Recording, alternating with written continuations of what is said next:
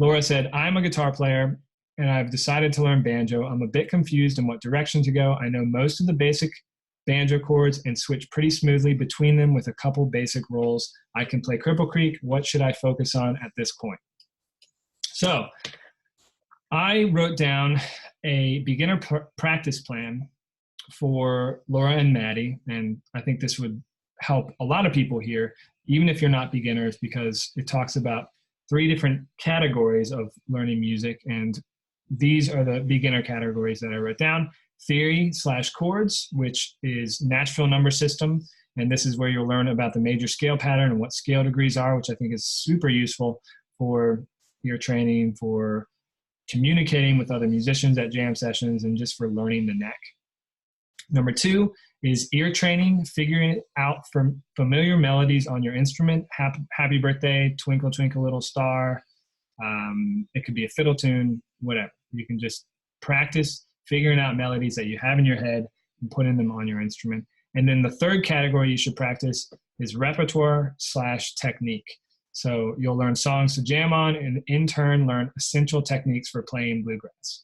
So the technique comes from learning the song. And of course, there's other things that you can do. There's single string exercises, melodic exercises, but as a beginner, you should be learning repertoire so you can start playing with people as soon as possible. So how do you practice this stuff?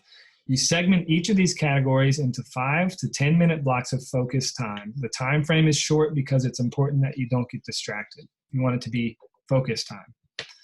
So I wrote down an example. The example is 10 minutes of theory, working on 1, 4, and 5 chords in 3 keys. Come up with a chord progression. It could be Blue Ridge Cabin Home. It could be 9-Pound Hammer, Roll My Sweet Baby's Arm, something simple that has 1, 4, and 5, and do those in 3 different keys and stretch yourself. If you've never played in B flat without a capo, try to do that on your neck and see if you can figure out different spots to play Blue Ridge Cabin Home in B flat without a capo on. You know, don't always start in this position. Start up here and see what you can do. Or start out of the bar position and see where it leads you. If you're going to practice this way, then try to have the other chords, the 4 and the 5 chords, be around this position. So if you're starting up here, then try to get your 4 chord to be right there and your 5 chord to be right there. So you can have it all kind of in this clean little spot on your neck. So practice that with the metronome. It's always good to practice with the metronome. Learning, don't use the metronome. Practicing, yes, use the metronome. General rule. I mean, you do what you want to do, but that's my recommendation.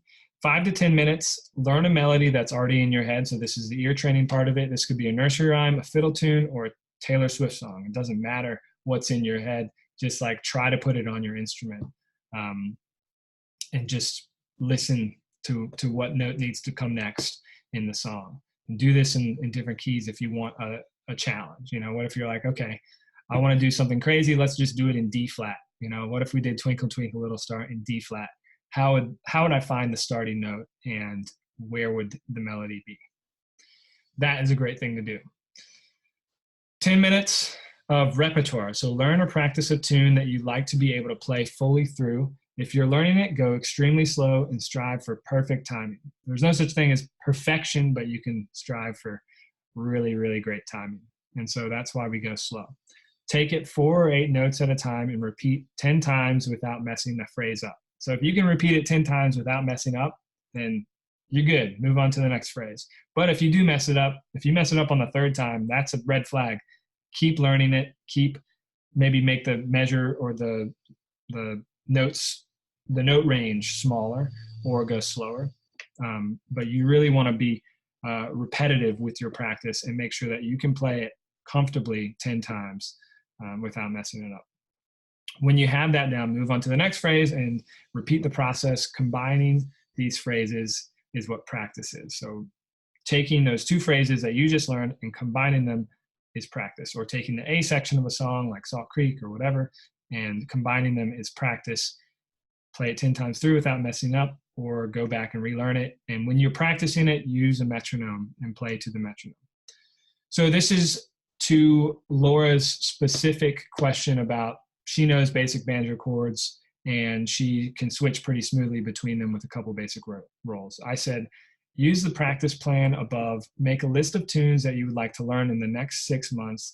I think learning 2 arrangements a month should be feasible with 30 minutes a day. I've never heard you play those, so I'm just guessing here. Make sure you practice melody into chords and then back into melody. So you know what I mean by that? It's like playing the melody through and then transition to chords as if there's a fiddle player playing, but just vamp. Or you said mandolin player playing, and then go back into the melody and then end it. You want to do it as if you're jamming with someone else. And then I said, go to jams and play backup chords. It doesn't matter what level you're at. It doesn't matter if you don't feel ready, because tons of my students are like, I don't feel ready to go to jams. I'm like, you can play chords, just go, get uncomfortable, see what the other banjo players are doing, see how they kick off songs, how they count it off and in tunes. There's so much you can learn from being at a jam session. And the last advice is play with others as much as you can. So go to the jam, meet other people, play with them. And that's it.